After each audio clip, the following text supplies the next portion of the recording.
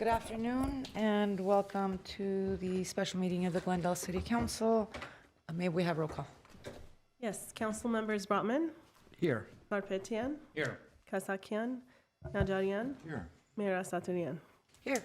May we have your report? Yes, the agenda for the Tuesday, December 10, 2024 special public meeting of the City Council was posted on December 6, 2024 on the bulletin board outside City Hall. Okay, then what's next? Item 1, Glendale Water and Power regarding presentation on GWP rate-making methodology. Welcome. Good afternoon, Mayor Asatrian and members of the City Council. Manny Robledo, Interim Director of Glendale Water and Power. And I appreciate this time to be able to have a detailed discussion about our electric rates. As you know, after the hot summer and the full effect of our rate increase, there has been a lot of concern about the level of our rates. So this will give us an opportunity to go through how they're established and also provide, in the presentation, provide a lot of data with regard to finances and reserves and alike. So with that, I'll begin. First slide, please. So before you begin, this is just an information-only session. I think pretty much all of us wanted to get a briefing on. And so is this going to be just information only? Are you looking for direction? Are you looking for what, aside from the information? This is the report. No, go ahead. Good afternoon, Mayor, Sergeant, Member, City Council. You are correct. This was in response to council request, and this is information only. We will not be seeking direction. However, you may ask questions, and staff, including Mr. Robledo and other staff members in attendance, should be able to respond to our questions. Okay. Thank you. So this is more like a study session. Okay. Thank you. This first slide was prepared by, or for the California Municipal Utilities Association. It's prepared by a consulting firm, and it compares the electric bill based on electric rates of the Southern California municipal utilities and the three investor-owned utilities. And as you can see, City of Glendale is the highest among the municipal utilities, and we're slightly below Southern California Edison, and we are quite a bit below San Diego Gas and Electric and Pacific Gas and Electric. This is for an average residential bill. Go ahead, next slide, please. Oh, No, not that there one. was one in between, I think. Commercial. This is the commercial. What's residential? And I can.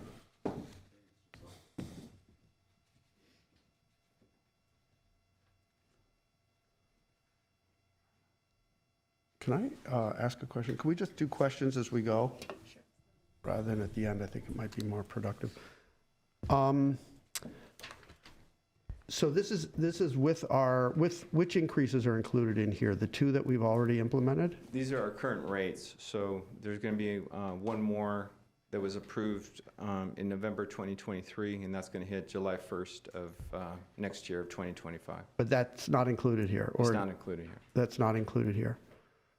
And what at this point do we know about Burbank and Pasadena and Los Angeles in terms of planned rate increases? Or even do we suspect? We've talked to both Pasadena and Burbank, and they are planning rate increases, and they appear to be significant. I think they're in the order of several years of 8%-ish. So that 8? Yeah, 8. They don't want to hit it all at once. And of course, this hasn't been approved, so this is just staff talking to staff. So I don't know what will ultimately get approved, but that's what we understand is several years of 8% per year. So it'd be 8% per year, right, over several years. Several years, meaning Typically, Councilmember Brahman, 5-year program. typically 5.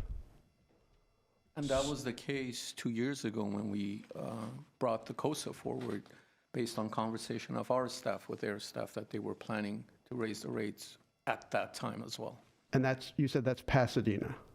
That's Burbank. That's Burbank, And sorry. I spoke with Pasadena, the power manager there, and they said that they have upward pressure on their power supply costs that will likely lead into a rate increase, but I don't. And in fact, this is, I don't really know what ultimately would be proposed, other than both of them are having upward pressure on costs that they're going to have to seek rate increases. And, because what I'm just trying to get at this is important, this chart is really important, and it was a shocker, I think, when I first saw it, because I was under the impression, I think we were told that, that the increases after they're implemented would kind of put us on par with other municipal utilities, and obviously we're not. So we're really an outlier. So I guess the question, so before we implemented the rate increases, were we on par with the others? I believe so. It was before my time, but do you recall, City Manager? Councilmember Altman, I don't recall exactly the numbers or the percentages, but again, back then, we were told that, at least with Burbank, that they'll be raising the rates at the same time. However, they had a new general manager who decided to delay the increases, and then she left within the last couple of years. Because I think this is going to be ultimately a really, this is kind of the key question for me is, are we structurally somehow more, more cost burdened than our neighbors, and therefore our rates are structurally higher? Is this just purely a timing thing? Is there something in the way we manage our utility that keeps, this is really what ultimately I think we all want to get at. I think we'll be able to answer that question better after we present the data. So can we hold that question? Okay. And I think I can deduce or induce. The total amount of the rate increase was 47%. So if you look at this chart and you back up. Overall, not residential It was was- like 50, The average It was 53. average for all. right, okay.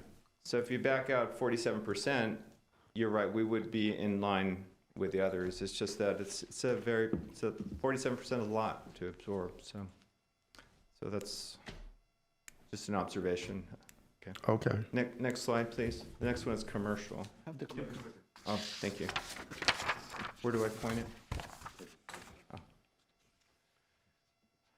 Similar story for commercial. In this one, we're slightly above Southern California Edison, and this is the average of our small, medium, and large commercial. Well, actually, it's a 3,500 kilowatt hour per month commercial. So one of the purposes here is to be transparent and to present data. So one of the things we want to show is that these rate increases are needed. And what you're looking at here is our reserve balance, our cash reserves. And right now they're relatively high, around $300 million, because we've issued 2 tranches of bonds to pay for the Grayson Power Plant improvements. We'll be building 3 combustion engines and then a battery energy storage system. And that money will be drawn down, as you can see. So the projection is by FY 2025 that we would be well underway in construction, and at that time we wouldn't need that cash, but we go down to our normal reserve level of about $124 million. The reserve policy was set by City Council in 2023. And it's about $124 million, and it covers contingency and other required reserves that we need to operate. I put this Can here. I have another question before? Could you just go back? So we fall below that number, that line. So what does that mean? If you go back one more slide. So what does that mean for 2027? Well, if things stay the same, I think it's relatively close, but we would be looking at some way to close that gap, either through another COSA or, hopefully we can do something with expenses, but we would have to close that gap to maintain the policy. Now, this is a policy Here, it's not, there's no legal requirement, it's just a prudent thing. So having 1 year below the reserve, that's why you have contingency reserves for contingencies, but it's not a good idea to stay there, and we would address it at that time. I have a question, actually. This also includes staffing, correct? All these All- costs include staffing, but these are just cash balances after all the payments are paid. For example, 2024 we've already closed 2024, so that's the amount we had July 1st of 2024. So it's a trend and then also a projection. For the projections Yeah. specifically, I think we've had conversations. I had requested a report from HR about the vacancies. So does this include whether or not you are completely staffed or the 70-some This is- vacancies you guys have? This is strictly the checking account balance that our treasurer deals with. I'll show you in a minute our operating expenses versus our revenue, and that is where the vacancies would show up. So I can address that a little bit later. No, but are your, Mayor if I may Asad, finish, if I may pose it again, are the projections that you have include 100% capacity? Yes, Okay. they include budgeted costs, which includes. Right, exactly. Mayor Sergeant, not just in GWP, in every department, when we have vacancies, we have to budget for it anyway, because when we fill those vacancies, we have to have the funding available to pay Right, for but it. there's been, from the last report I received, there's been a huge number of vacancies. For example, we're just talking about GWP today, so I'm going to concentrate on that. You've had a lot of vacancies that have not been filled for over the years, right? And so I don't know what you're going to be attempting to fill in the next year or two, but I would think that when we're projecting, we're also projecting not just based off of, hey, we have all this group of vacancies that need to be filled, so we're going to dump it in the projections, but we have no intention of filling them. So, Mayor Sergeant, I don't know if that's a fair statement, that we don't have an intention of deliberately not filling them, but there's a cycle that we go through. The industry standard is around 10 to 12% vacancy, vacancy rate. So when we fill positions, some gets unfilled, some get vacant, so we have to budget for it. Now, whether we use that budgeted amount to pay for salaries, that's where you see the savings if we haven't filled those vacancies.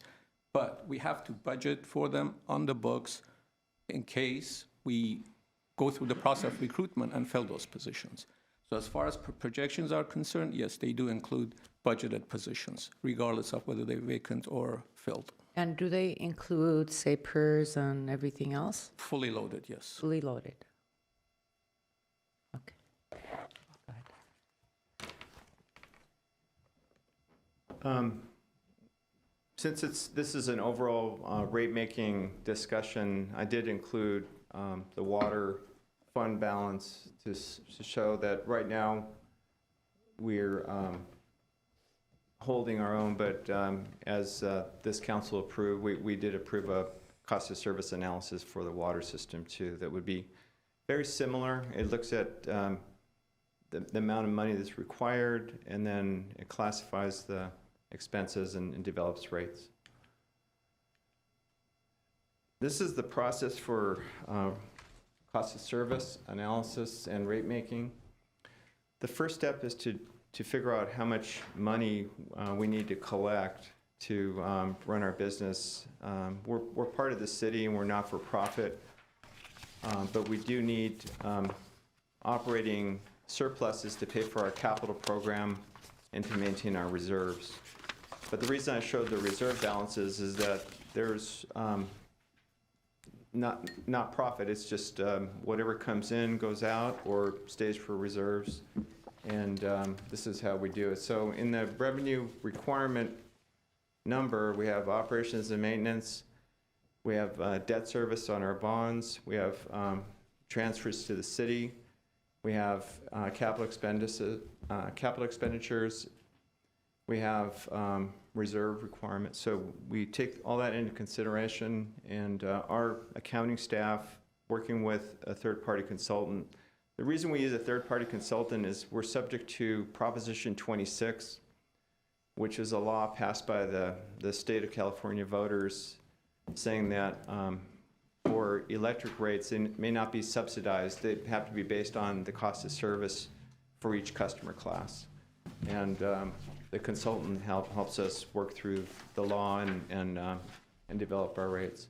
So once we have a number of how much we need on an annual basis, then we divide it up into functions. So in the electricity business, you have power plants that generate the electricity, and then you have wires and local infrastructure that distribute it. So around town, one may see poles and wires and green boxes and substations. Those are all facilities that are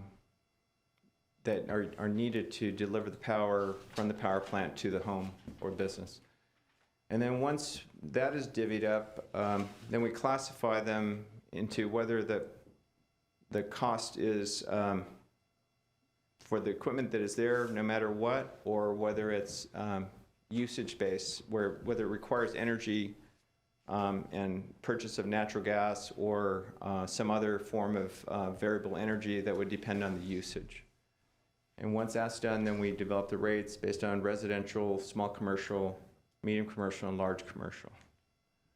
This is a picture of how we functionalize and classify the costs. So as you can see, to the left, we have fixed and variable costs. So in a traditional power plant, and I know we're moving away from that, but in a fuel-based power plant, we'll have the cost of fuel, and then also we'll have the cost of the capital to have the power plant there. So those are fixed and variable costs. But from that point on, then it's just fixed costs, cost of the step-up transformer, the transmission lines, the transformer to step it down to a local voltage, and then finally the transformer near your home, which would get it down to either 120 or 240 volts. Can I ask a question about that? Yes. Is it, if you could just go back to that cost of service, yeah, that slide. So if would you be able to put, I'm looking at this step 2, like orders of magnitude percentages, like how much of our cost involves production, how much of our cost involves transmission and distribution, which I guess you could look at as one bucket, right? And then how much is all the other stuff we do with interacting with customers? Are you able to do that? I'd be glad to, and I have that slide. Yeah, I'd be glad to do that. Do you know what that is? Yes, it's right here. So if we'll go straight to the expenses, so this is our revenue requirement, and I like to have reality checks. So the 2024 is a reality check. That is, those are actuals, Madam Mayor. So those are not the budgeted vacancies. The actuals would be money actually spent. The one to the right, 2026, is the budgeted amounts. So you can see that for power generation, we spent $123 million, or 54% of the money went for power generation. And then electric distribution, it's a $31 million price tag. And then customer service and administration, $38 million. And our public benefits charge is on the electric bill, but if you notice, the revenue expense is exactly the same because we don't commingle those. In fact, it's held in a separate fund. And that money goes to customers for energy efficiency and low-income purposes. And then we have $24 million that goes to our general fund transfer. The column where it says cents per kilowatt hour, our rates are not as straightforward as this. We do have customer charges and demand charges, but if we just charge everyone on a cents per kilowatt hour basis, this would be a comparison of what that would cost. So 13 cents of that in 2024 went to power generation. And the reason it says net is because sometimes we have surplus energy that we sell in the wholesale market. So this is, I just want to be clear, this is a cash analysis, it's not an operating income statement, because operating income statement, you'd have depreciation and you have a little bit different with account. This is strictly a cash flow analysis. But because of that, we netted out the wholesale, the money we get to sell the wholesale power. So the net cost of that power is $123 million. And if you add all Quick those question. up, Good. Quick question. Yeah. Just one question. How much is that wholesale? How much about- did we sell, the surplus energy? it's about What was that? $20 million per year. That was for 2024. It may drop depending on how much is surplus next year, but that's the order of magnitude. So actually, the expense was in the 140, but then we subtracted off the wholesale revenue, so the net is like 123. Oh, it's not indicated in here. The wholesale is not. That is the net, yeah. No, it's, Okay, that's fine. yeah. Thank you. So as I said, the cents per kilowatt hour give you an indication of, if you have your bill, and residential customers are primarily charged per kilowatt hour. They don't have the demand charge. They do have a customer charge. So on average, our expenses are 23 cents, but we collect 26 cents. So we'll go to the revenue. We collect 26 cents because we have to, this is annual income. We need some of this money to pay for a capital program and to maintain our reserves. So in 2024, we collected 105 million from residential, 135 million from commercial industrial, and we collected about $9 million from the public benefits charge for a total of $250 million. And that's a breakdown of the average cost that is being attributed to those classes, residential and commercial. As we'll see, the rate isn't as straightforward. The rate is that particularly in the commercial and industrial, that 23 cents is broken up into fixed charges that are there no matter how much you use, and variable charges that depends on how much you use. It's kind of like a cell phone where you pay a flat fee and you get unlimited minutes. We're somewhere in between that. If we look at 2026,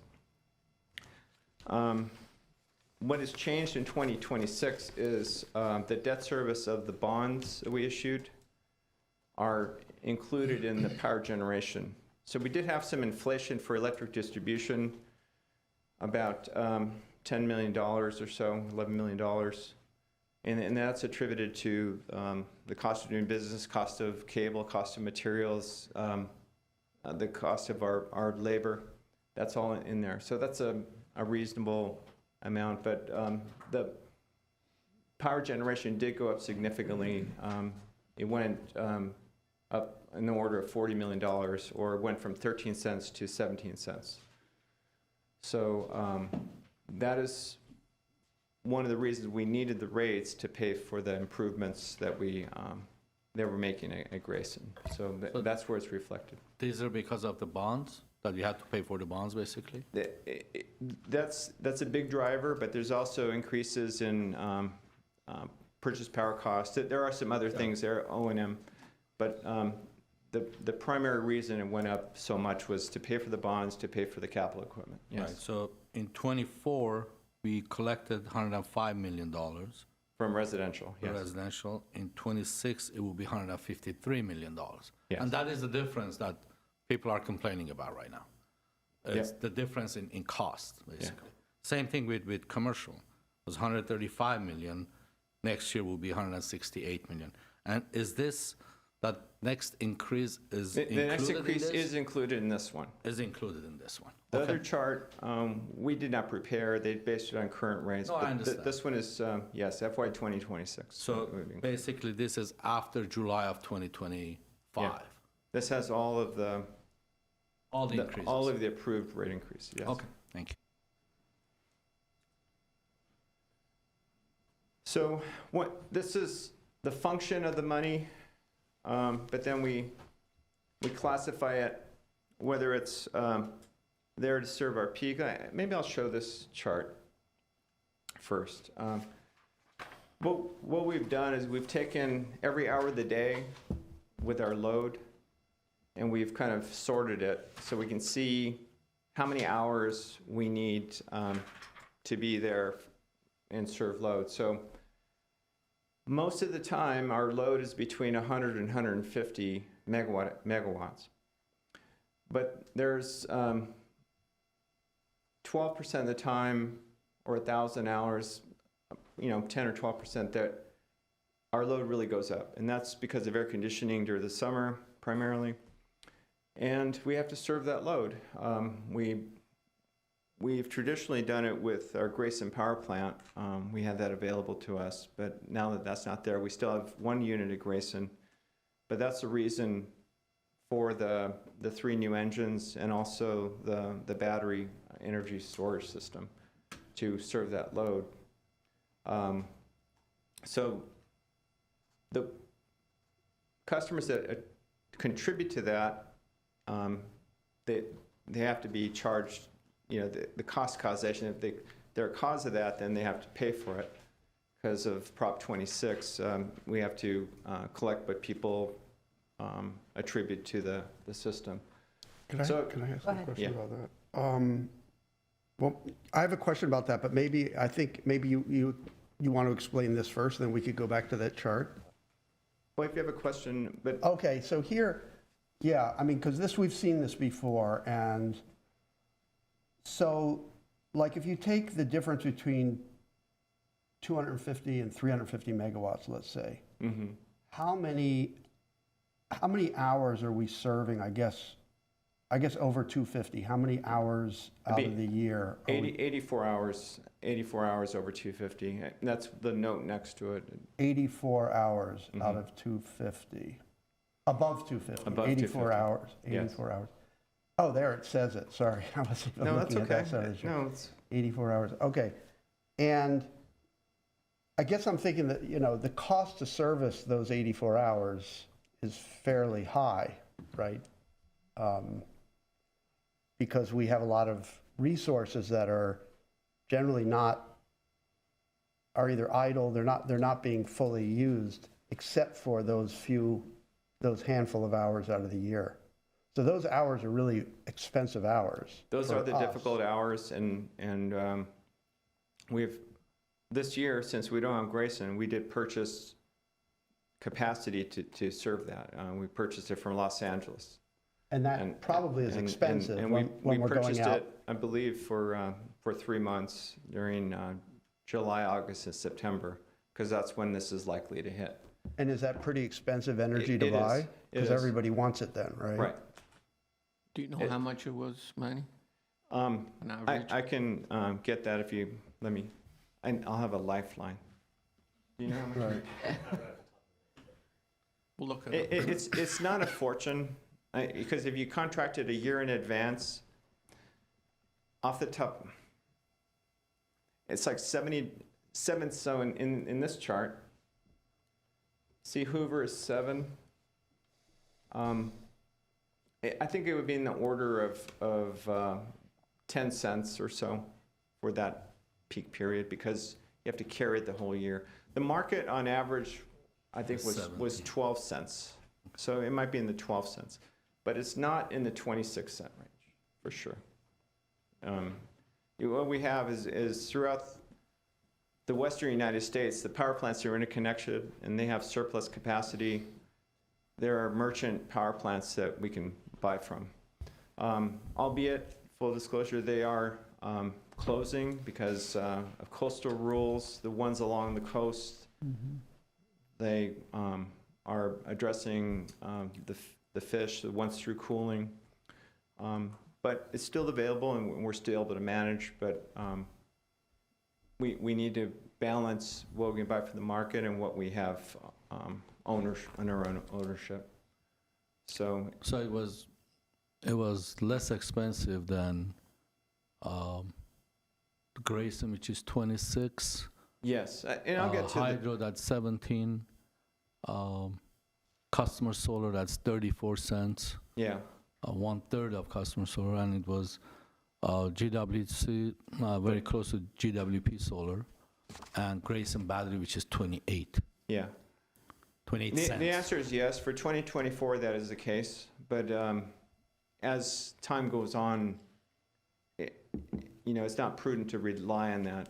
And but in this case, it was for 2024. And the power that we purchased, was it purchased from what kind of a source? Fossil fuel? It was purchased from Power? fossil fuel, yes. It was Okay, it was not- generic. So the way the industry works is they quantify the renewable energy credits. So even if you have a wholesale solar facility or wholesale wind facility, they will strip off the credits. And those are fungible commodity, and then they'll have the energy. So because the credits were sold to someone else, then even if the power came from a renewable plant, you can't call it renewable. I like the analogy of when Michael Jackson bought Paul McCartney's songs, and you couldn't call him, Paul McCartney couldn't sing his songs anymore because he sold the rights. So that's what happens in the renewable industry, is they sell off the right of compliance within the thing. So yes, this was purchased from a generic facility that was there, and it could have been natural gas, it could have been. In California, the majority of the thermal units are natural gas. There's no coal in California, so it would likely be a natural gas plant.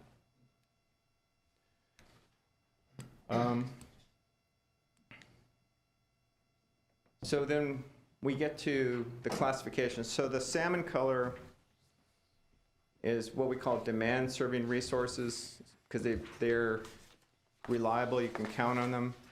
So Grayson will be reliable, Magnolia is in Burbank, that'll be reliable. Intermountain is in Utah, and that's gonna be a natural gas plant. Palo Verde is a nuclear plant in Arizona. Hoover is the Boulder Canyon project in Nevada. Our Shoal biogas plant will be here. It'll be in service next year, and it's going to be very reliable because it's a steady stream of fuel, and it's a solid Jenbacher engine, so we will be able to rely on that. Tieton, the reason it's pricey, because even though it's hydro, it's run-of-the-river hydro. The hydro with dams are not considered renewable because of the effect on the fish. But this one is, because it's run the river, but because it's available based on when the water's flowing, sometimes the energy's not there, so you have the machine but no water, and that's why the price is higher. Whitegrass and Star Peak are geothermal. Those are reliable. However, the process, they've kind of been disappointed with the steam that they produce. So they're producing less than we contracted, but what is there is reliable. And also our Grayson battery. I included a column here. Well, there's 3 columns. One is megawatts and one is megawatt hours. So there's an analogy to your car. So when you think of your speedometer, you're going 60 miles an hour, but then you might go 0. So the megawatts is like your speedometer, and the megawatt hours is your energy. That's like your odometer. So that's how much, if you're going 60 miles an hour for an hour, you're going to go 60 miles. So that's your odometer. So that both are shown here because we need both. We need the peak to serve that peak demand, but you also need the energy because people like lights at night, and so we need the energy to serve. Even though it's not off, it's off peak, we still like lights and heat at night. So the combination of those two will, you can determine the utilization, and that's called capacity factor. It's how much you're using it. You take at the peak rate, if you ran that whole time, 8760 hours, divided by how much you actually got out of it. So the smaller the number means it's not being used too much, and the higher the number, it's being used very well. And because in cents per kilowatt hour, your dollars on the top and your energy's on the bottom, your price goes down, price per unit goes down if you have more energy coming out of the thing. So you can kind of see a correlation. The cents per kilowatt hour, sometimes the cents per kilowatt hour is higher when the capacity factor is lower. And I included this I'm not going to go through each one of them, but I will talk a little bit about the battery. The battery is only available 4 hours a day, and that's why it has 11% capacity factor and 28 cents. So for the ones in the green are not reliable because you can't really predict when the wind's going to blow, and usually the wind doesn't blow when it's hot, so it doesn't contribute a lot to serving your peak demand. So you need a battery to kind of supplement that. So you can say, yes, we're paying 10, 6 cents, but you have to add on the value of the dispatchability, which is not there in the green. Now, we have done a little bit better with ELAN because ELAN does have a battery on site. And I think the town site actually supplements with fossil fuel. So it's only 55% solar because there's actually a generator. So you can have a more reliable stream of energy. But all in all, it was 17 cents. So for 2024 actuals, it was 17 cents. So if something is below that, that means it's helping, and something above that means it's making it worse.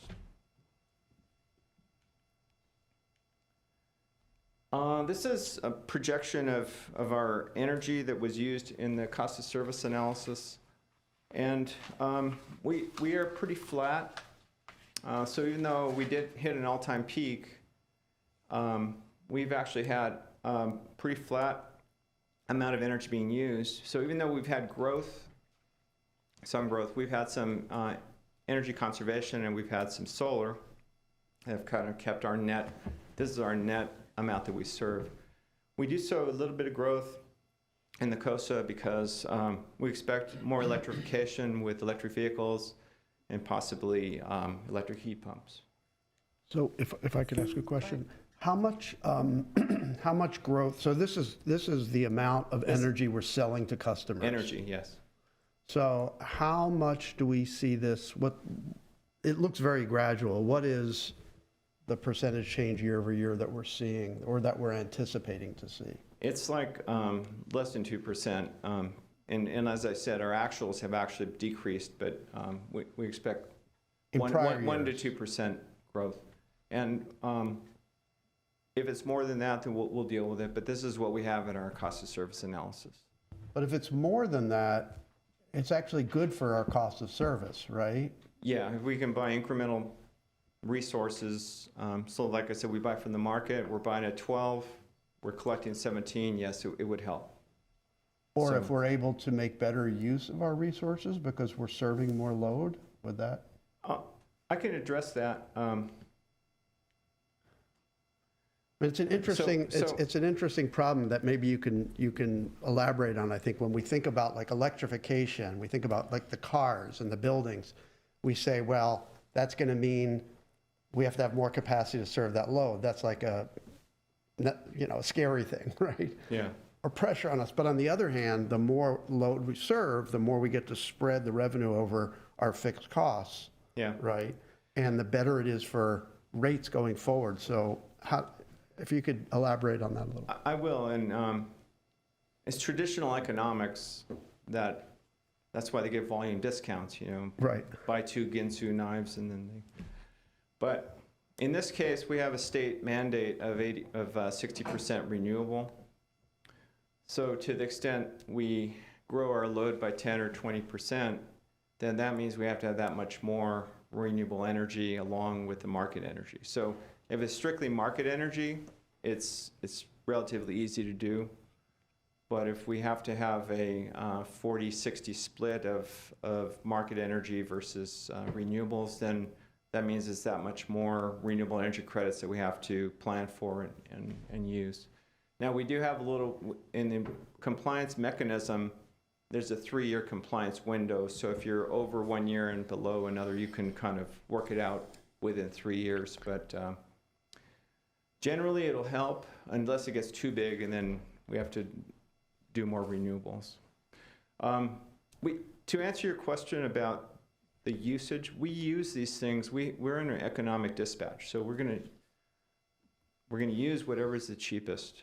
And that includes our gas plant. So Magnolia, we either buy natural gas to run Magnolia, or we buy from the power market. So we're going to do whatever's cheaper.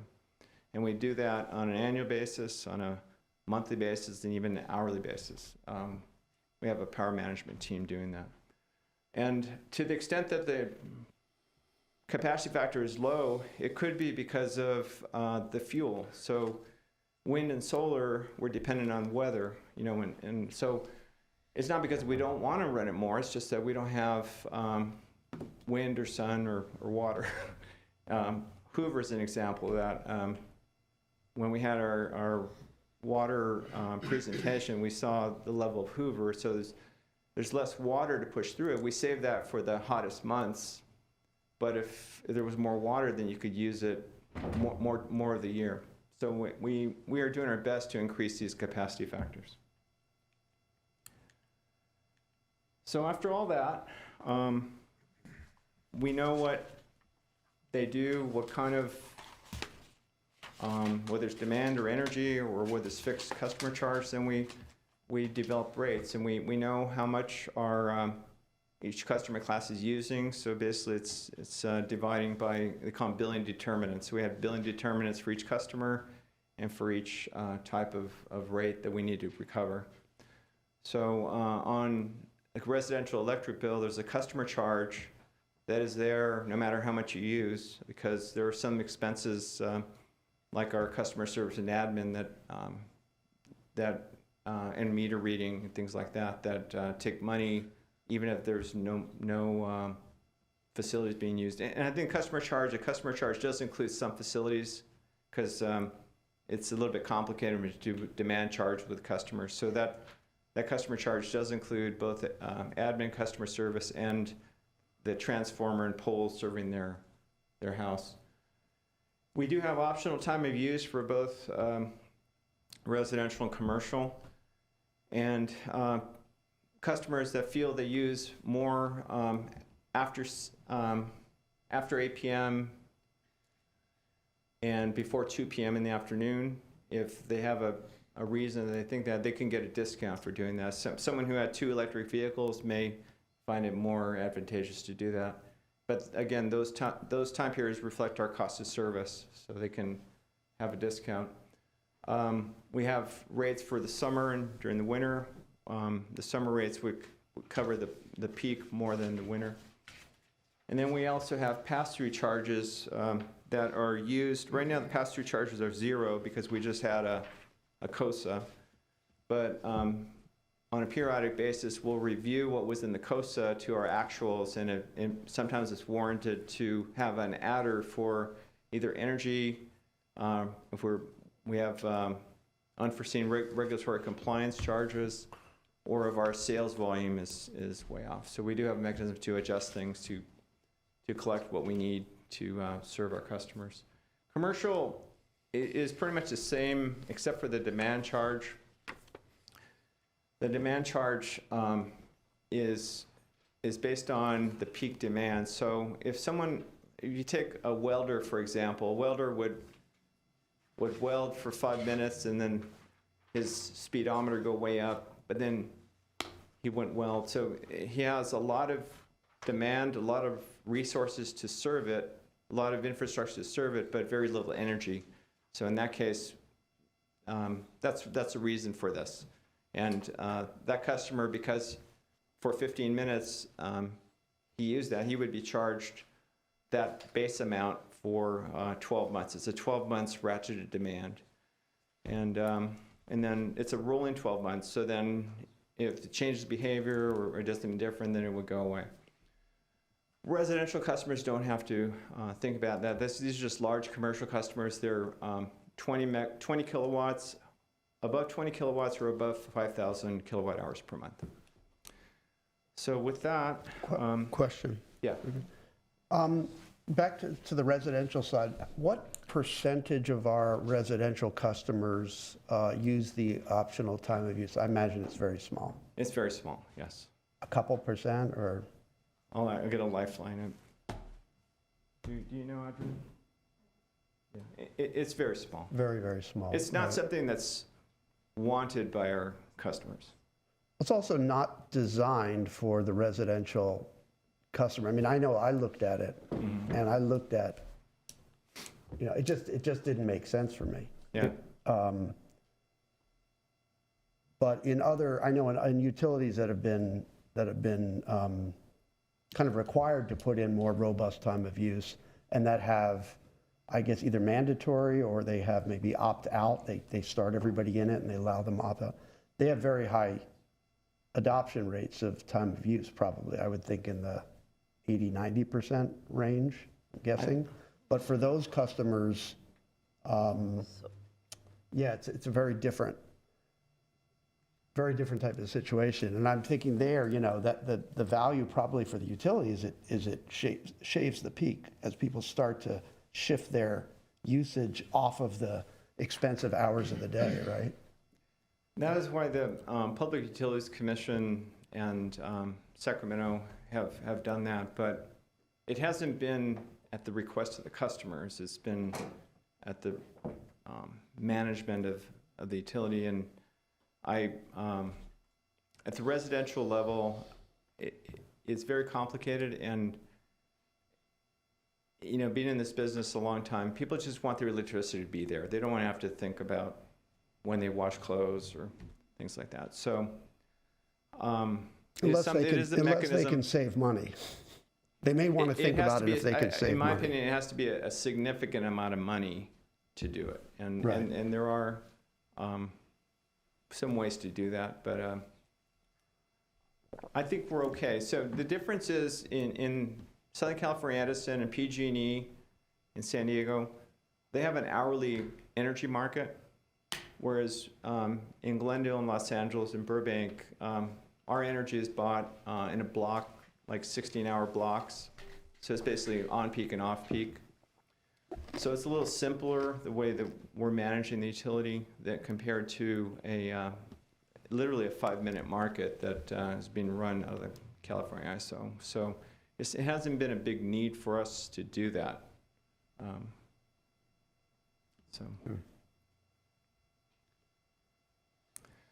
That concludes my presentation, but I'm available, and our finance and power management staff is here for any questions that you may have. Do you have additional questions? I do have a general question that I emailed you about. I know when we started talking about the battery, I remember Mark, at least, maybe it even predated, maybe Steve Zerm, was kind of excited about the idea of the ability of the battery to buy cheap energy off the market during the day. Mm-hmm. Especially, we're reading about how solar energy is like almost negative priced at some times, but buy cheap energy in the day and then use it to serve load or sell it into the market, maybe when prices are more expensive. Is that something that we think we can do, and is that going to be a profitable activity? We're going to make the absolute best out of this battery, and that will be one of the activities. It only has a 4-hour window, so we'd have to anticipate when that would be. And I don't know the differential. That the nice part would be when it's a negative pricing, and if negative pricing is like negative interest rates. Is they have these contracts where they have to take the solar, and they're basically paying people for the opposite. The power plant is paying us to take the power.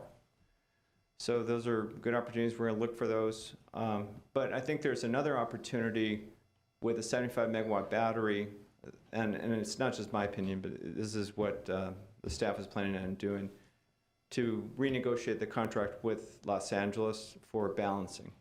Because now we could use that battery to balance our load and maintain a zero transfer between Glendale and Los Angeles, and that may serve, may yield $5 to $7 million a year. So that's something that we're going to do right away and pursue that, in addition to the arbitrage. That's interesting. Okay, thanks. Any other questions? Yeah. How long does it take to charge the battery? It has 4 hours of energy, but I heard that you cannot drain it down to zero because then that first 10% or 20% will take a lot longer to recharge the battery than just the rest of it. How long Yeah. does it take to charge the battery? There's two things, charging and discharging. So kind of like the cars, you can go up to 80% very quickly and maybe even quicker than the 4 hours. But once you get to 80%, to preserve the integrity of the battery, you have to slow down your current, so then it takes more time. So you can get a fast charge. And then when you discharge to preserve the life of the battery, I've read that you don't want to go below 10%, so you get a 90%. So on a daily balancing, like I was describing, we would be within those parameters. On the hottest day of the year, we'll probably have it charged all the way up and then run it all the way down. But on a regular basis, we probably go between 10 and 80% and use it that way. So you use it based pretty much 70% to capacity, between 10% to 80%. Yeah. That's what. And it is possible to do more, and I we understand, have a but- guarantee for 250 cycles per year, but it just depends on the situation. If the prices are really good, then we may do 100%. And, Oh, no, okay. that's all I have right now. One other thing, just to follow up on that. So in the COSA, we're not making any assumptions about this savings you mentioned for potentially renegotiating with LA or anything like that. I don't believe it's in there, so that'd be a So benefit. if that happens, Councilman It's not in Baumann, there. it's not in there. so if that happens, there could be an opportunity for us to either use those charge adjustments that we have to reduce the rate, or, I mean, could it possibly, and this Well, is that- a major question that I think we probably all have, could it possibly allow us to postpone next year's rate increase, given what we've seen already from the public? No, not next year's rate increase, but the next COSA will certainly consider it. But the reason you can't do next year's is because we already have the money for the bonds, we have obligations, we've made assertions to the bondholders, and it's pretty much set. And we need the money, as I showed in it won't come online until 2026, so we're not going to have it to do it. And the negotiation will take a while. But I think it's certainly for the next COSA, it's a possibility. And the next COSA is 2027? We don't have it quite planned, but based on the reserve trend, yes, it's around there. So you mentioned that in 2024, you had surplus energy that you generated, Yes. energy and sold it in a wholesale market and made $20 million. Yeah. Right? So based on after the Grayson is completed and we have 3 engines, 55 megawatt, I'm not considering engine 9, number 9. How much power can you generate and sell from those 3 engines to offset some of the costs of the bonds, basically? If we can use it for that price. What can we generate from it because I know that was the plan in the past, to have more engines so we can sell more power, generate more power, sell it in the open market, and kind of bring not have too much increases. Yeah, we're limited by our air permit to 14%, so I can tell you that we're going to use every last drop of that 14%, because it is, once the engine is there, it's very economical to run it, because natural gas prices are down. The incremental cost of the next megawatt is only 3 cents. So we're going to use as much of it as we can. And 3 cents is much less than buying it from the market. Of course, But I can see unfortunately, here it's we're just- limited by the air permit to 14%. But why are we limited to 14%? That was from Mr. City Manager, okay. This is, Mr. Millen will address that. Yeah, because if you're spending, I don't know, $600-700 million on a power plant, and you capping it to 14% generation ability, I don't understand that concept. Can you explain that to me? Sure. Good evening, Scott Nolan, Assistant General Manager, Power Management. So the 14% is derived from a rough calculation of how often we need energy provided in the peak load timeframe. If we looked at that one graph, it showed kind of the percentage of these high peaks that we'd be experiencing. Covers, it's 1,226 hours out of 8,760 hours in a year. And that was kind of the premise was, how do we cover those worst case scenarios and just use natural gas-based units minimally? That's where the 14% came from. So the plan was to only use it for worst case scenario Right, and nothing else. right. And And we capped ourselves, basically. That's Yes. how we could have applied for 100% and used 14% to capacity, right. but we The- capped ourselves to 14%. Now, if you want to go up to 50%, you have to pay tens of millions of dollars Yeah, to buy the credits, basically. right. Council was concerned about our greenhouse gas emissions and wanted us to limit that. And again, this was a little bit before my time too, but I'm reaping the benefit. So that was a decision that was made at that level, and the decision fell forward into our permitting process with the AQMD. Okay, that's my case. Was the case? A couple questions. So just, I have other areas, but along that line, Manny, you said the marginal cost of a kilowatt was 3 cents Yes, out above that, out of the engines, yes. out of the engines. And that's based on an 8 heat rate, 8 units of gas for each megawatt hour, and it's based on a $3.60 natural gas price. So if you take those, it's like 28, 29 cents, about 3 cents. $28, $29 per megawatt hour, which is 3 cents, yes. Would that be the cheapest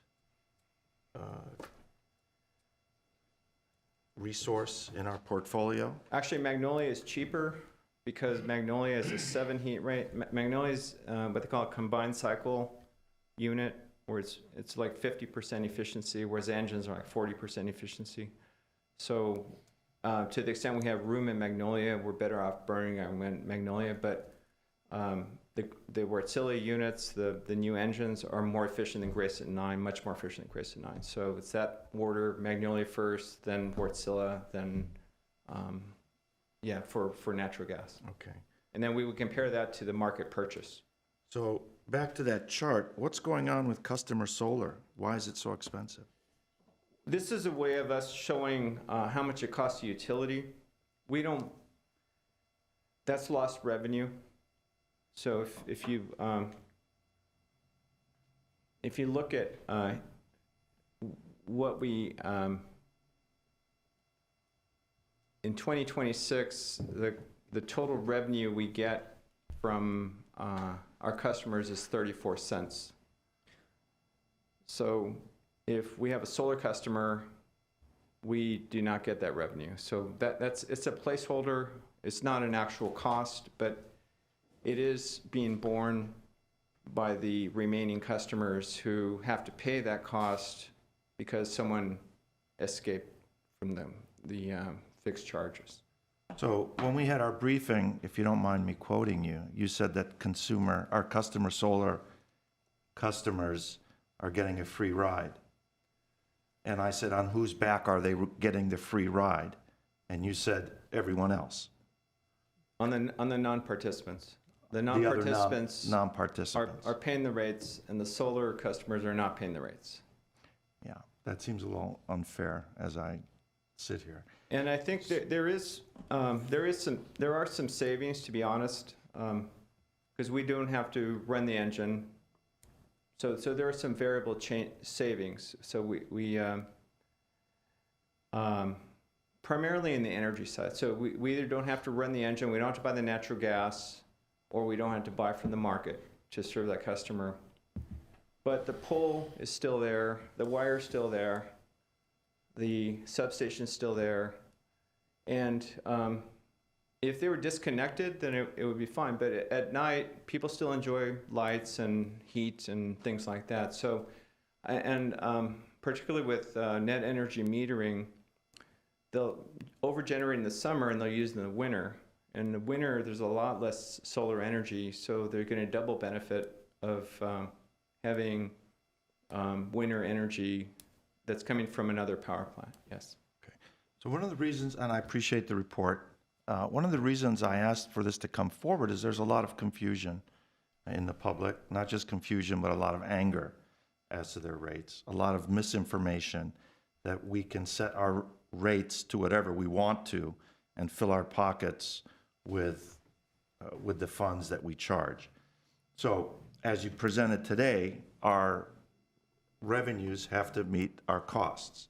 And that's part of the COSA and that's part of state law with regard to how we set those. Mm-hmm. It's a little bit complicated for the average person to know. We've been hearing this for several years.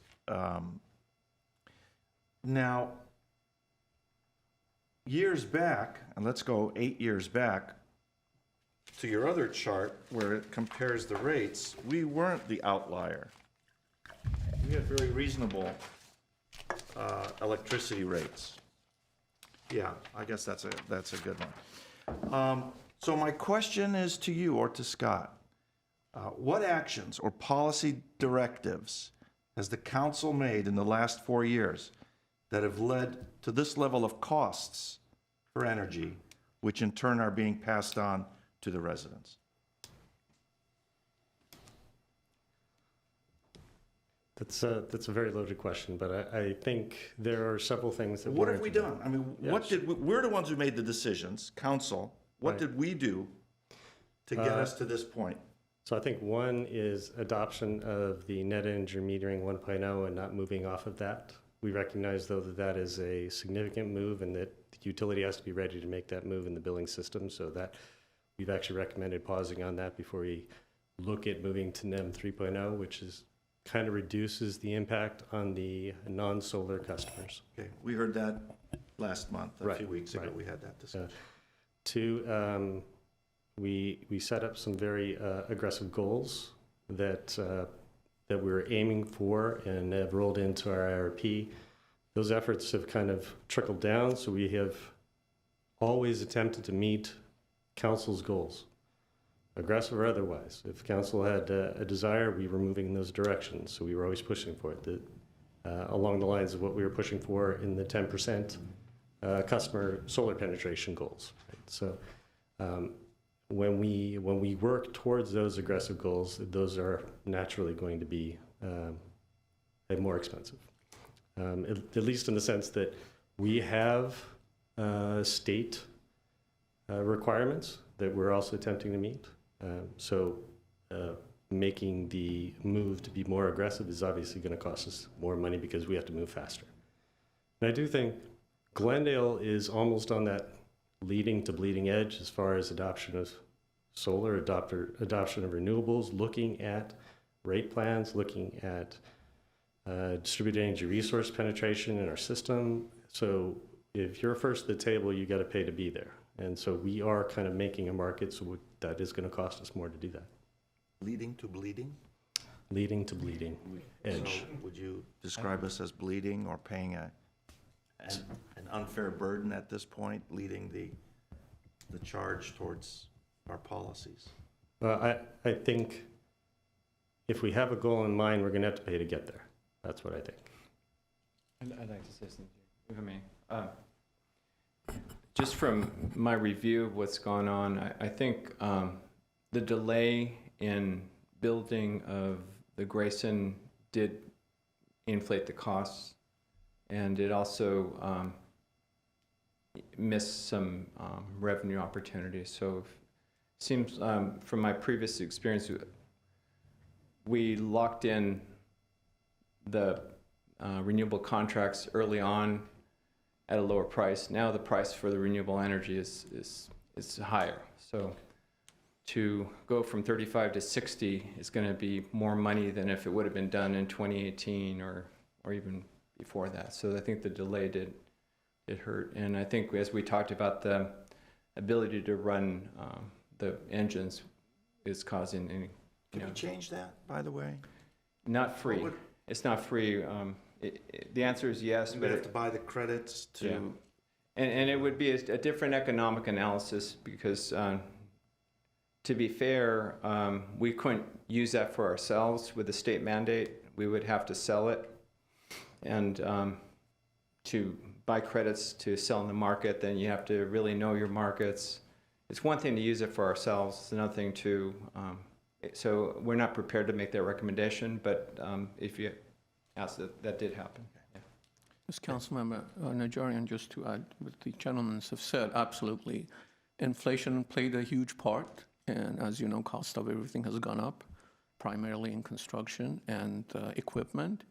Plus, the interest rates in the last few years have gone up, as you all know. Had we, again, water under the bridge, in hindsight, if we had approved these engines back when, we would have been able to secure lower interest rates for our bonds.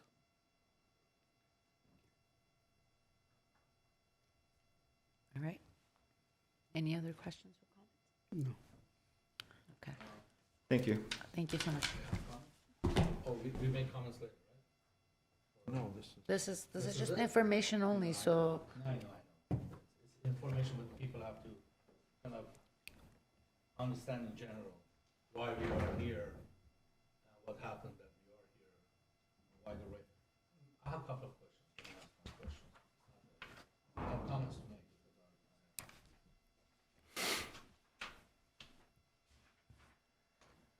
The residential rate difference that we have, revenue requirements by function. So, your a microphone, sir. so right, 2026, it will be $153 million, which is almost $50 million more than 24. How many years do we have to move forward, or we have to go forward with that $50 million more in rate increases or pay these rates in order to, is it a 30-year bond that we have? They're to 30-year cover the bonds. They're 30-year bonds, yes. So there's no plans to go down from there. No plans to go down from. I think we did shoot ourselves on the foot by eliminating the original plan, which was 5 or 6 engines. It cost us $700 million instead of $500 million. And on top of everything, we understand the rates went up and rates went down and things went up. But by capping ourselves to 14%, I think we limited ourselves, and I don't understand why that decision was made. And the GWP solar programs that we have right now, that is part of that aggressive move. We all want to have solar. It's not an issue. Of course, we need to have solar energy, but that's costing us $14 million for 5 megawatt, which is kind of 18% of our power because sun only shines 18% of the time. And the days that are, cloudy days, rainy days, fall and early springs and winter time, that really increases the cost in general. So for people to understand why the rates went up by 45% or so, and cumulatively it is 54%, because when you add 18% first year, then 14%, then, so end of the third year, it's 54%, it's not just 45%. So that is a huge jump, and we see it here, because from 100 million went to 53 million, which is almost 50%. So, and we have other plans that I think we need to look at the plans that were proposed in the past few years and see which one we can or cannot do, because we have the fleet electrification, which is $124 million, which we don't have the funds for. I know we get some grants, but in general, that all will come down and add to the COSA in 2 or 3 years or 4 years that we're going to do. Also, how do we resuscitate Grayson? I think this is up to you guys, and we need to look into this project and see how can we bring back this to life, because spending all this money by and be able to only use 14% of it, it's a huge mistake. I don't know how can we go back to it. That's something that you need to look into it seriously. And also, if the end goal is greenhouse gas emission reduction, every action that we make has to have an end result attached to it. If we do all these projects, we have to tell people what is the results of our actions, what is the results of our projects, how much of a greenhouse gas reduction are we going to have, with what cost. I'm not saying not do it, but you have to see if it makes sense or not. You can't just put the burden on the residents all the time. Where does it end? I mean, the way it's going, in 10 years, these rates are going to triple again. So we need to look into it and see what decisions was made, which ones we need to, and pick and choose the ones that we have to do or not have to do. There are things that state mandates, our hands are tied. We have to meet those goals that the state has and comply with them. But I personally don't think we need to go any further than that today to increase the cost on residents. And when you look at the cost structure that we have here, the power source, classification by power source, Grayson is the highest almost. After customer solar, Grayson will be the highest, and Grayson battery is the highest. And that's one of the reasons that our rates are really jumping up. And this is because we handcuffed ourselves with Grayson.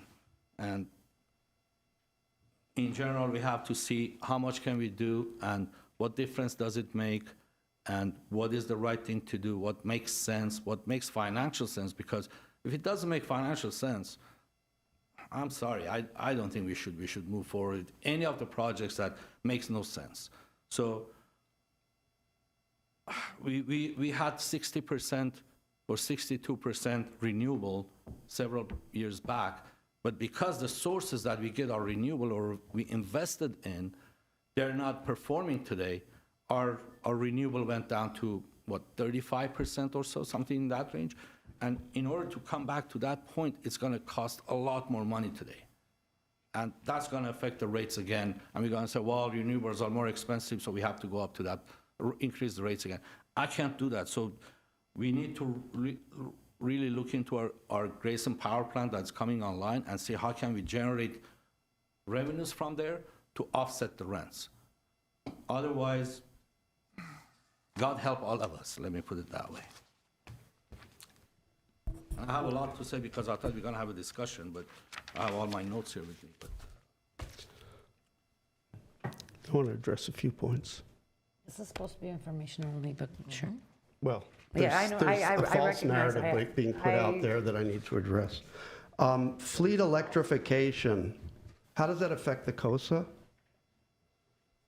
We just heard that fleet electrification is going to affect the COSA. The fleet vehicles owned by Glendale Water and Power would be affected, but the general fund, Mr. City Manager. Yes, Councilman Brotman, the fleet electrification, depending on which department uses them, the cost of those will be borne by the operating department. Right, but it doesn't affect the COSA. No. No, I didn't think so. If anything, fleet electrification will bring more revenue into the system. So depending on how we serve that revenue, if there's additional cost, I mean, there will be some additional cost, but depending on how much it's fixed and variable, that could either help or be neutral or could hurt. It depends, right? But fleet electrification does not affect the COSA. In the next 10 years, will rates triple? Do we have any expectation that rates are going to triple in the next 10 years? That's what we heard.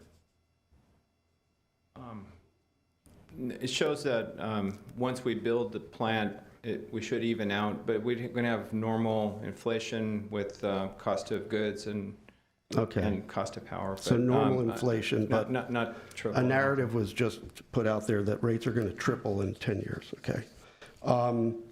Question on cost, sorry to bring you back up again. The Wartsillas, how much are those costing us? It's, You've told me this before, but I just forget. it's 135 for the contract itself, but then when you look into the demolition of the oil plant and the buildings, it's in the 250 range or so. 250 range. I don't Okay. have the number in front of me, but it's in that order. For the Wartsillas, though, Yes. because we're demoing, I mean, we did demo it, right? We're demoing it anyway, regardless, because we had to replace whatever was there.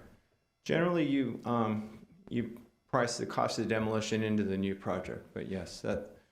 Right. there But any are- project we did, yeah. we would have to demo. If we did 5 engines, 3 engines, if we did the original Siemens, either way, we're going to demo what's there, right?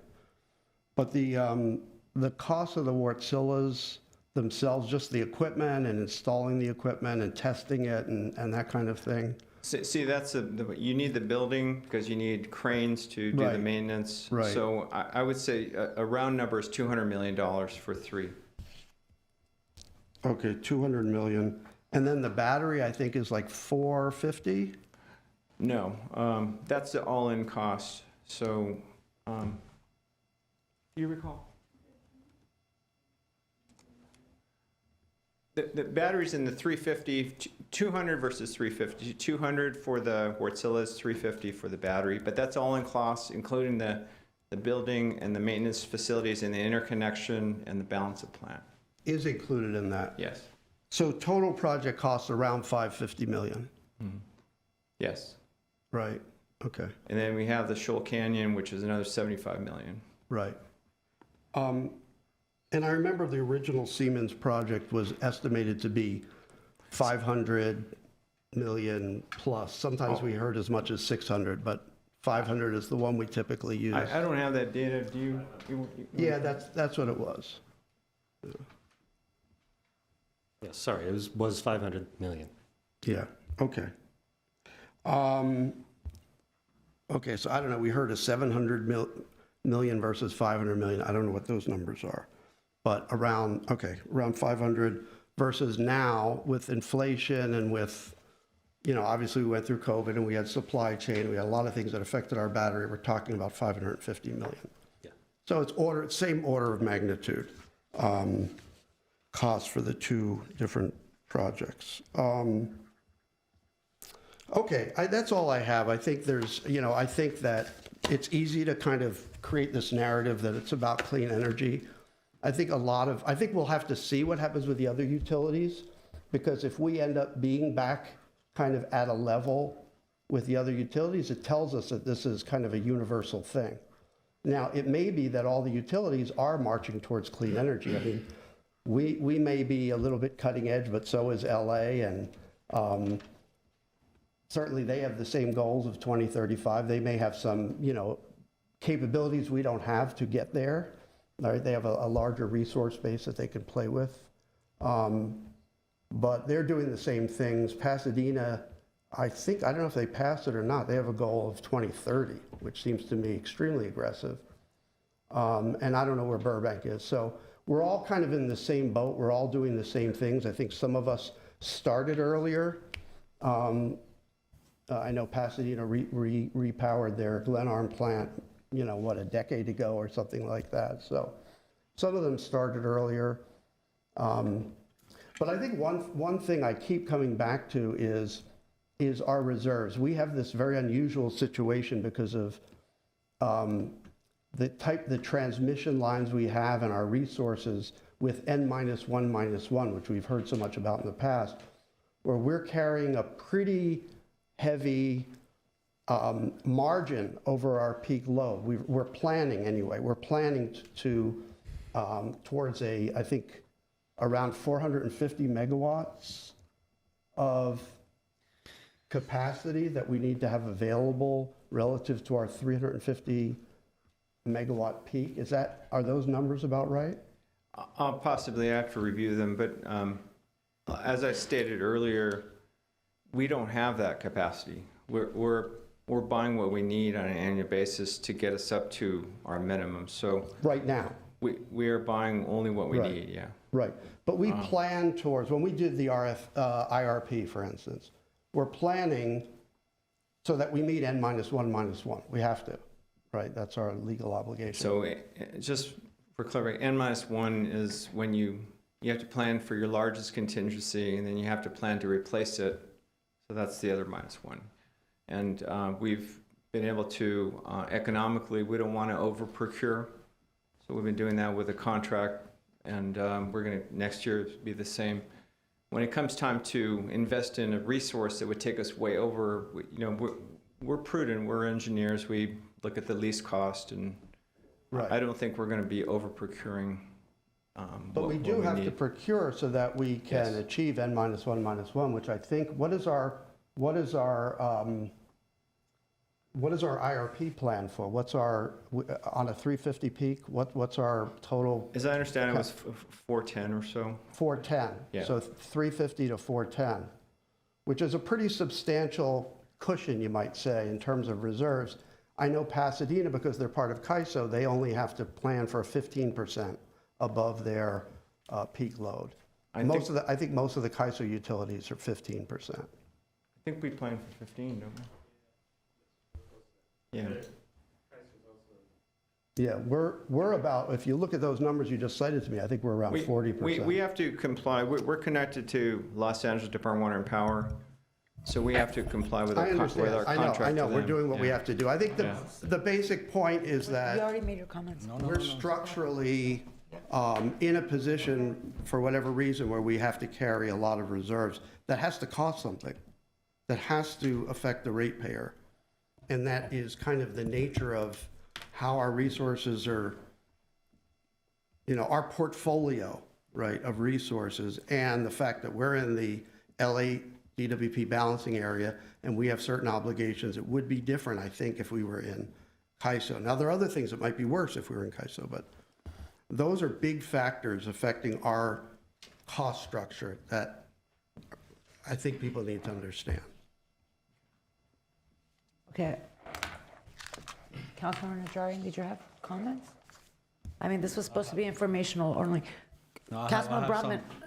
I have some clarification that I would like to make. Okay, all right, Councilmember Broadman, are you going to then respond to Councilmember Garbettian, and we're just going to do this all day? No, I don't think I don't think we have No, to. we do this, because- no, we do this at every meeting Well, I at this have point, so I'm comments to make, asking and you, that's- are you going that's to then it. request that you're going to respond to comments? I'll try not to. Okay, The numbers that I gave for repowering Grayson, that's not from me. I'm not making these numbers up. This is from our November 14, 2023 meeting. So if you go to 8D, there was an increase in 8D1, there was an increase in contingency to $15 million. Usually our contingencies are 10% of the total of that contract, just give and take. That would be $169 million. 8D2 is the license with ARB, Air Resources Board, which is $630,000.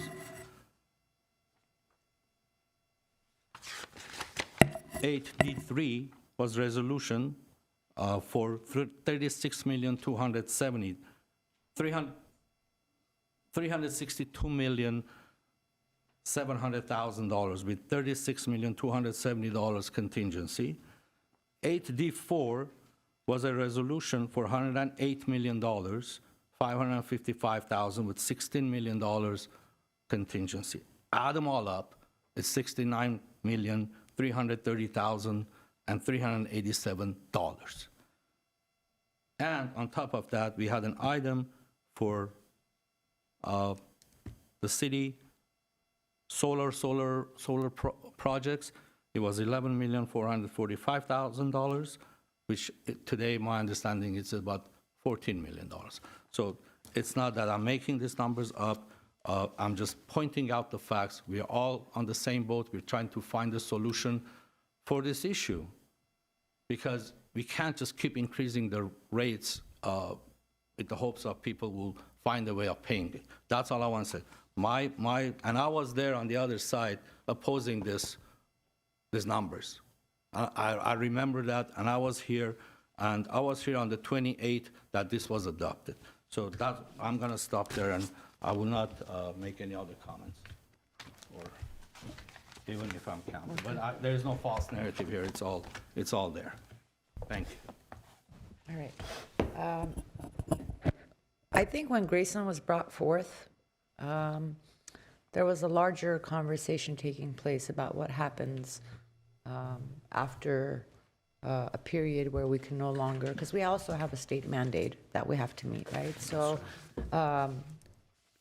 with all due respect, Councilmember Garpetian, I was the only one that voted against Grayson, and it wasn't because of just environmental reasons. It was because I thought it was a fiscally irresponsible move, because we have a state mandate to go 100% clean air by 2045, right? So I think there was conversations about hydrogen and those engines and so forth. So when we talk about now bringing this back, or potentially looking at ways that we can increase the usage in order to sell, right? How does that impact the future plans that were presented when Grayson was presented? For the record, you were absent that night, the 14th. I didn't support the co-assessor. Yeah, yeah. And I specifically said I would Yeah. not be supporting it, yes. Yeah, that night you were absent. As I said earlier, because of state mandate, we can't use it for ourselves, but there still may be a market. And as I said, staff is not ready to make a recommendation to do that. But it is one thing that we will consider in the resource planning. Yeah. Scott Nolan, AGM Power Management. Part of the conversation was about hydrogen. It was about the use of these units. There were several things that were discussed during that time. Hydrogen was based on the premise that hydrogen would become a fuel source in the basin, and that has struggled to take form. So we're still working on that with the locals in order to see if we can do that. In fact, we had talked about the ability of those units to burn some percentage of hydrogen in them. As far as going forward, how we would use units, if we had additional units that would be natural gas based, we'd still have to deal with the greenhouse gas emissions. We'd still have the California regulations we'd have to meet. I think it was SB 100 does consider the need for natural gas based units to remain available. I think on the order of 10 to 15% of load capability.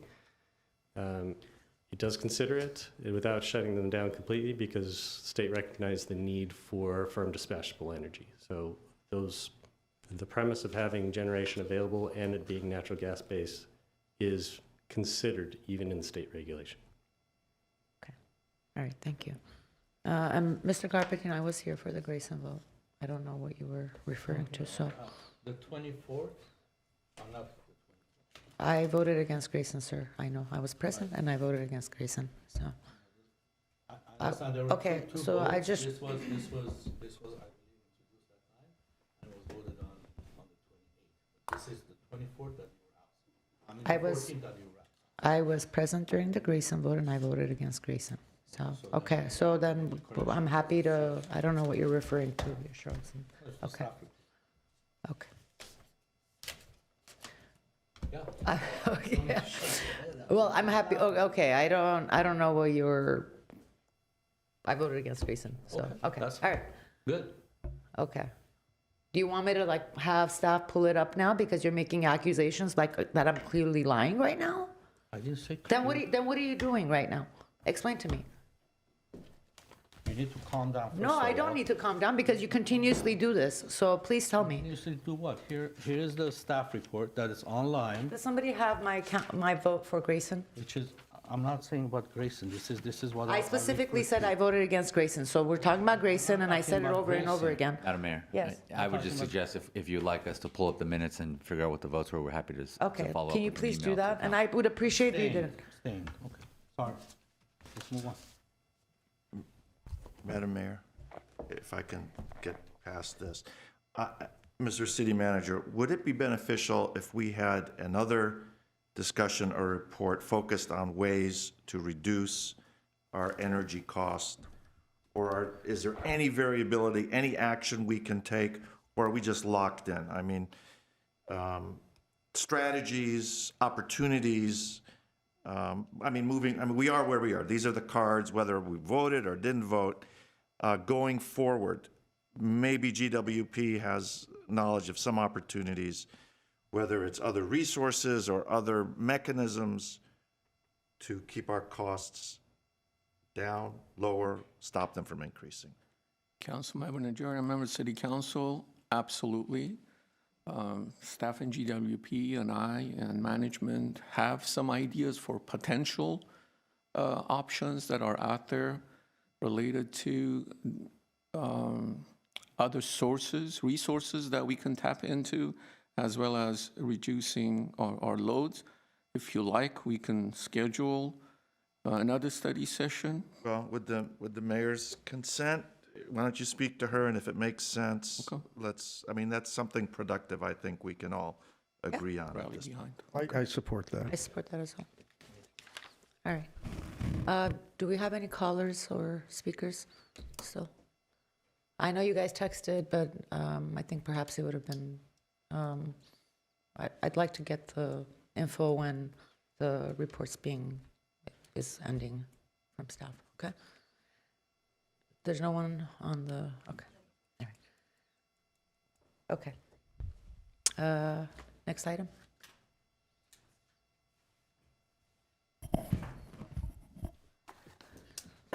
Glendale Water and Power regarding amendment number 1 to the city existing 3-year term annual purchasing contract with Badger Meter, Inc.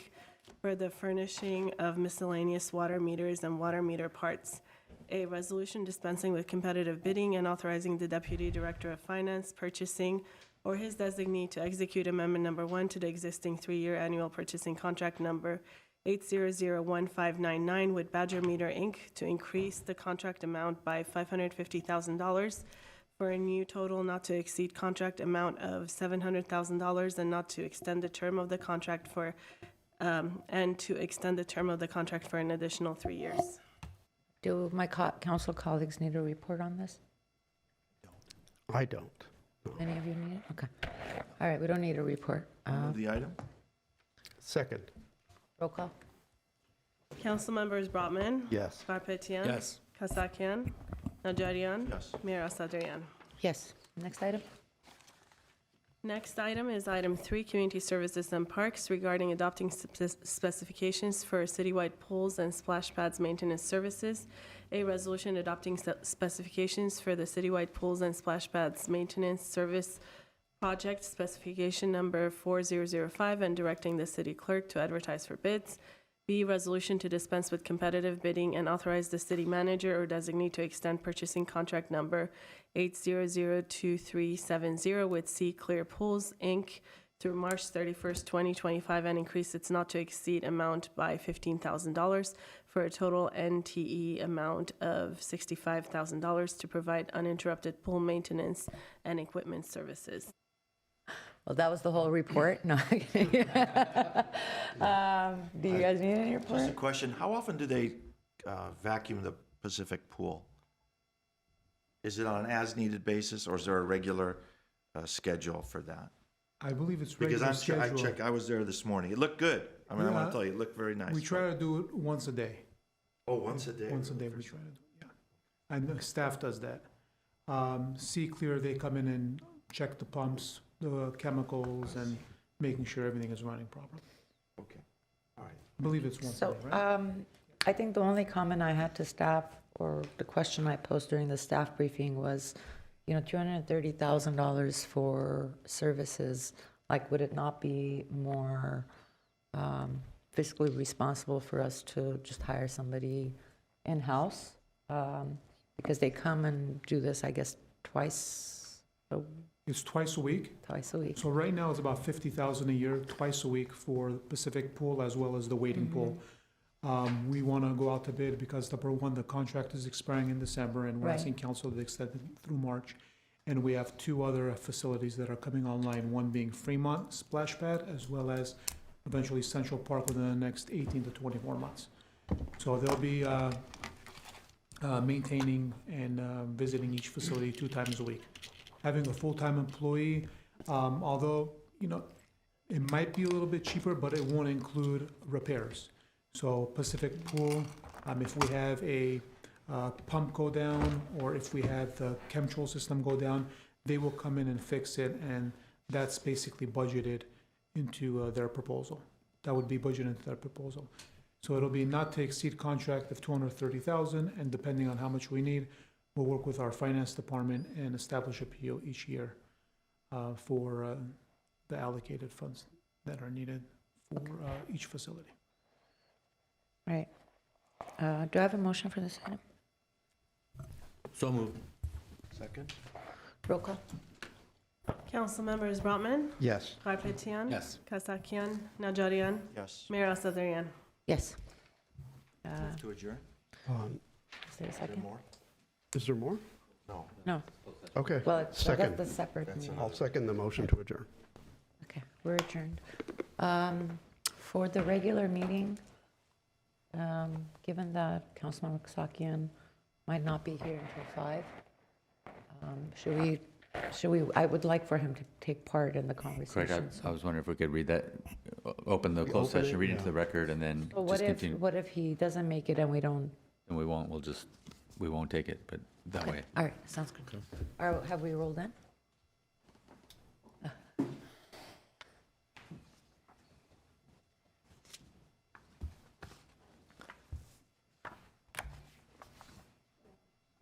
Are we on? Okay, welcome to the meeting of the Glendale City Council. May we have roll call? Roll call? Sure. Yes. Council members Brotman, Here. Garpetian, Here. Kasakian, Najarian, Here. Mayor Asadrian. Here, and what do we have for a closed session? Closed session item A, conference with legal counsel, existing litigation, Najarian versus City of Glendale, LASC case number 24 STCP 02101, claim of Najarian number 25-0009. Mayor, I can't participate in any decision on this matter, so I'm going to recuse myself. Thank you. And we do not anticipate reporting out on this item. All right, we'll recess to closed session.